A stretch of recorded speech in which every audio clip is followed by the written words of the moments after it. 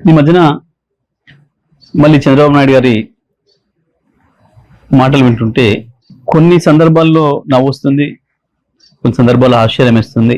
ఎందుకులే పట్టించుకో, ఎందుకు వదిలేద్దాంలేమని చెప్పి అనుకుంటే కూడా కొన్ని సందర్భాల్లో ఎందుకో తప్పకుండా మాట్లాడాల్సిన అవసరం ఉందని అనిపిస్తూ ఉంది.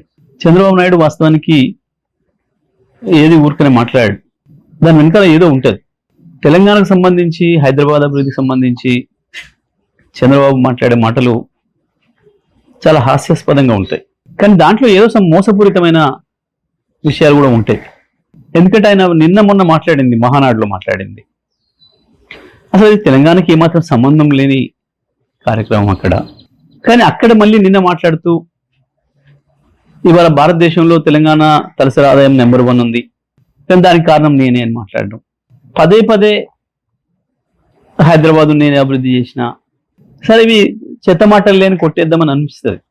కానీ ఒక అబద్ధాన్ని 100 సార్లు చెప్తే నిజమని నమ్ముతారు అని ఏదైతే మనం గోబెల్స్ సిద్ధాంతం గురించి మాట్లాడుకుంటున్నామో, గోబెల్స్ కూడా సిగ్గుపడే పద్ధతిలో ఉంటాయి చంద్రబాబు నాయుడు గారి పనులు, మాటలు.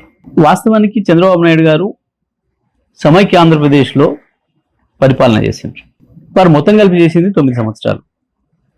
2004తోనే చంద్రబాబు నాయుడు గారి చరిత్ర ముగిసిపోయింది.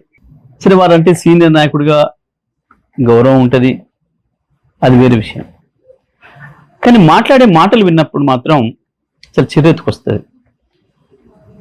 వీళ్ళు తెలంగాణ వాదులు వాళ్ళదైన పద్ధతుల్లో వాళ్ళు స్పందిస్తున్నారు సోషల్ మీడియాలో. మిత్రులు, నిజమే, కొన్నిసార్లు వాళ్ళు పెడుతున్న పదాలు, వాళ్ళు వాడుతున్న పదాలు చూస్తే కూడా కొంచెం బాధ అనిపిస్తుంది. అంత హార్ష్గా ఎందుకు మాట్లాడుతున్నారు మా వాళ్ళు అని.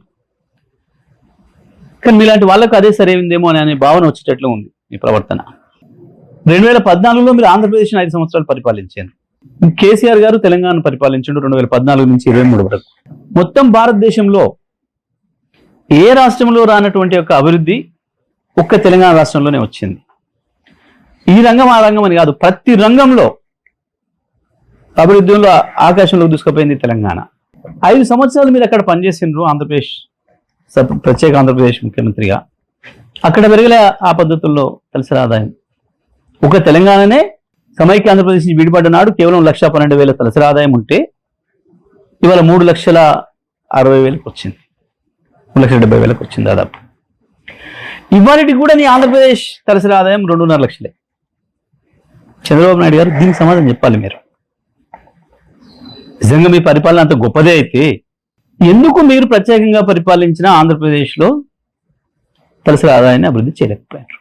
ఆంధ్రప్రదేశ్ మీద మీకు ప్రేమ లేకన్నా, ఎందుకు లేదు 4 రోజులు ఉండి పారేసి